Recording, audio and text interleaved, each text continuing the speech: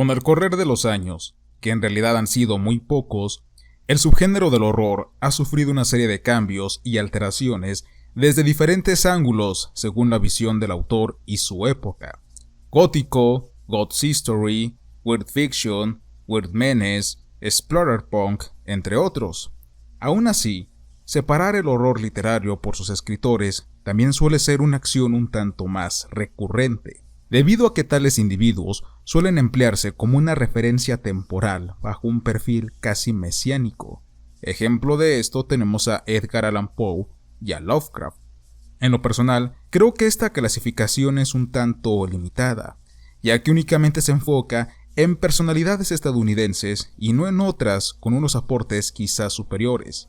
Sin embargo, estamos hablando de ciudadanos provenientes del país más influyente y poderoso del mundo, por lo que tal hecho no debería de sorprendernos. Desde que la época dorada del pulp llegó a su fin, muchos han querido encontrar un sucesor digno de lo que para ellos fue el último gran maestro, H.P. Lovecraft. Varios han sido los candidatos al trono, pero ninguno ha logrado cubrir todas las expectativas. Algunos de los más sonados de a finales del siglo pasado lograron una popularidad notoria debido, más que nada, a las adaptaciones cinematográficas de sus obras y no por sus estatus literarios como tal. Algo muy similar a lo que sucedió en épocas pasadas con el teatro, pues si el libro lograba transformarse en un libreto, era casi un hecho que se volvería trascendental. Recuerden lo emocionada que estaba Mary Shelley cuando se realizó la conversión de Frankenstein a este formato. A pesar de todo, no quiero dar a entender que si una premisa se extrapola más allá de su forma novelizada, esta vaya a perder calidad, ni tampoco digo que el teatro o el cine sean medios artísticos inferiores, pues es algo muy subjetivo. Empero, es un hecho que existen argumentos que funcionan mejor en papel debido a que es complicado trasladar las ideas que el autor concibió originalmente. Desconozco cómo fue aquella versión teatral de Frankenstein, pero sí puedo afirmar que a sus películas les cuesta mucho trabajo condensar el enfoque filosófico del libro, al igual que como pasa con La Naranja Mecánica. Tan solo por poner otro ejemplo.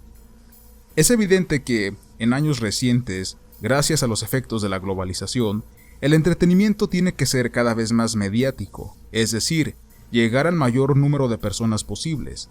Vivimos en una etapa histórica donde la gran mayoría de las personas quiere contenido rápido y directo que no les haga perder tiempo. Es más sencillo asimilar una trama en donde un grupo de niños va y se enfrenta, en más de una ocasión, a la materialización de sus miedos, que intentar comprender a una abstracta torre roja en medio de paisajes industriales en decadencia. Quizás esta sea la razón por la que aún se sigue clamando por encontrar al nuevo estandarte literario del horror, debido a que, como lo hemos venido mencionando desde hace meses, el arte de escribir no se basa únicamente en relatar una cadena de acontecimientos nada más porque sí. Constituye también a que su hacedor traslade una parte de sí mismo a los enunciados. Se trata de un conjunto de pensamientos, sentimientos y deseos. Cuando suelo ver en blogs, en comentarios o en reseñas sobre que la literatura de Thomas Ligotti es a menudo clasificada de terror filosófico, tiendo a fruncir el ceño y a exclamar para mis adentros, aunque con muchas más groserías, ¿a quién rayos se le ocurrió decir algo así?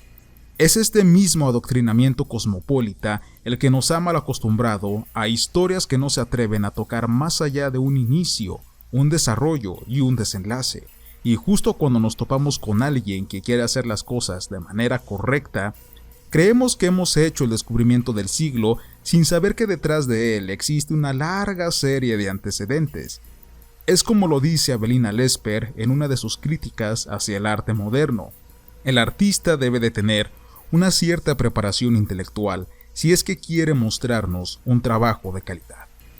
En verdad que últimamente nos hemos conformado con bastante poco, llegando a olvidar que toda literatura es y debería de ser filosófica. Si existe un motivo por el que la literatura de horror sigue sin tomársela en serio, creo que sería este. Al escuchar la palabra filosofía, a lo mejor estamos predispuestos a hacernos a la idea del típico señor barbudo o bigotón que no hace otra cosa que pensar profundamente, cuando en realidad, fuera de sus raíces etimológicas, en la práctica constituye la base de nuestra personalidad, el cómo vemos el mundo y el cómo nos desenvolvemos. Cada una de estas formas de ser y hacer tienen un representante. Séneca y el estoicismo, Diógenes y el cinismo, San Agustín y Santo Tomás en el cristianismo. Así es, ellos encargaron que el cristianismo fuese también una filosofía. Nietzsche con el vitalicio y el empoderamiento del hombre. En fin, son demasiadas. Pero, ¿y qué pasa cuando el amor al prójimo, el superhombre o la indagación en la moral humana logran posicionarse a la par de la nada? La corriente del pesimismo nos dice que los seres humanos no somos quienes creemos ser, ya que no existe un Dios a quien rezarle porque o no es verídico o es alguien que únicamente juega con nosotros para su propio entretenimiento. Y cuando llegue el crepúsculo de los tiempos, cuando el Sol nos haya engullido junto a Mercurio y Venus, nadie nunca se acordará de nosotros debido a que allá afuera no hay nada. Y no fuimos más que un error de la naturaleza, al igual que nuestra propia conciencia. De eso trata el libro del que les hablaré hoy. Antes de abordar el volumen en sí, quisiera hablar un poco más de su creador, Thomas Ligotti, una persona que, según las múltiples sinopsis de sus libros, es considerado como uno de los autores más relevantes dentro de la literatura de terror contemporánea, siendo heredero y renovador de la obra de Poe y Lovecraft. La razón de tal honor se debe a que, según los críticos, mientras que Edgar Allan Poe volcó toda su inteligencia para ofrecer un gótico que abarcase las pesadillas que moran dentro de la mente humana, así como Lovecraft lo hizo, hacia la quietud y perpetuidad del espacio exterior, Ligotti se concentra en darnos una mirada hacia la cruda realidad de nuestra propia existencia, llevándolo todo hacia una hiperrealidad que da como resultado el tan denominado horror vacui. Nacido en Detroit en 1953, entre sus influencias declaradas se destacan a M.R. James, Algernon Blackwood y Arthur Machen, debido a la pulcritud de sus textos y técnicas excesivamente refinadas, sin descartar que, en el relato de la última fiesta del Arlequín, se encuentra una dedicatoria a Lovecraft en la última página. He inaugurado la serie de Thomas Ligotti con la reseña de su ensayo porque considero que es necesario, antes que nada, echarle una mirada hacia lo que él considera como la escuela del pesimismo, a raíz de que gran parte de sus historias se basan en ella, sin olvidar de que intenta, de algún modo, establecer una relación entre este excéntrico pensamiento y una parte del horror literario. Creo que así les será más sencillo comprender lo que se viene en las próximas semanas. La conspiración contra la especie humana es uno de los trabajos más largos de Ligotti, exceptuando su novela Mi trabajo aún no ha terminado.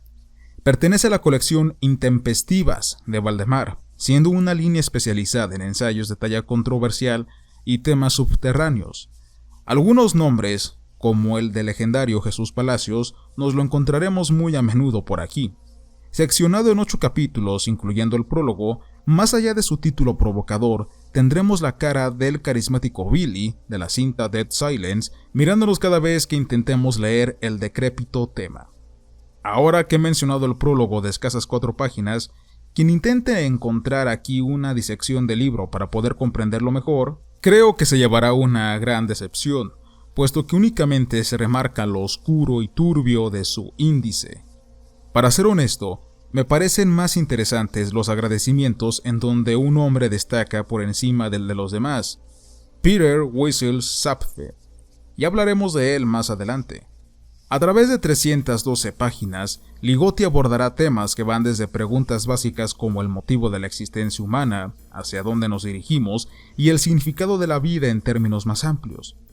Es a partir de aquí en donde nuestro hombre comienza a separarse exponencialmente de otros pensadores, debido a que, mientras que ellos intentan apelar de una forma más positiva a estas inquietudes, Ligotti nos dice a secas que no somos otra cosa que un enjambre de criaturas egocéntricas que creen ser dueños de su propia existencia y del mundo al poseer un raciocinio o conciencia, siendo todo ello algo efímero y sin importancia al tratarse de una simple ilusión. Es aquí donde nace la analogía de las marionetas y maniquís que veremos tan a menudo en varios de sus relatos, ya que según sus palabras, al igual que ellos, nos encontramos atados a dichas abstracciones sin ser realmente libres. Aunque parece ser que Ligotti reniega de todo hecho espiritual y o religioso, cosa que podemos comprobar en este mismo libro y que de hecho no fundamenta muy bien, varios de sus conceptos son mencionados en otros escritos de otros autores, como lo son la alegoría de la caverna, de Platón, o en relatos de Belcebú a su nieto, de Gurdjieff, en donde en este libro, en uno de sus capítulos, se explica que no vemos el mundo como realmente es. Debatir sobre lo que si plantea Ligotti es original o no podría resultar poco favorable. Sin embargo, creo que la forma en cómo expone estos argumentos es su más grande fortaleza. Entonces, ¿de dónde saca Thomas Ligotti todas estas ideas focalizadas en el nihilismo, del que más tarde renegaría? ¿Se acuerdan que les hablé de Sapfé? Si somos más críticos en un sentido académico, la conspiración contra la especie humana podría describirse como la interpretación de Ligotti respecto a toda la obra de Sapfé, entre otros autores, empleándolo como una referencia para explicar el pesimismo. Esperen, ¿que eso no es un ensayo en esencia? Inclusive, podríamos decir que la conspiración contra la especie humana es un ensayo dedicado al último Mesías.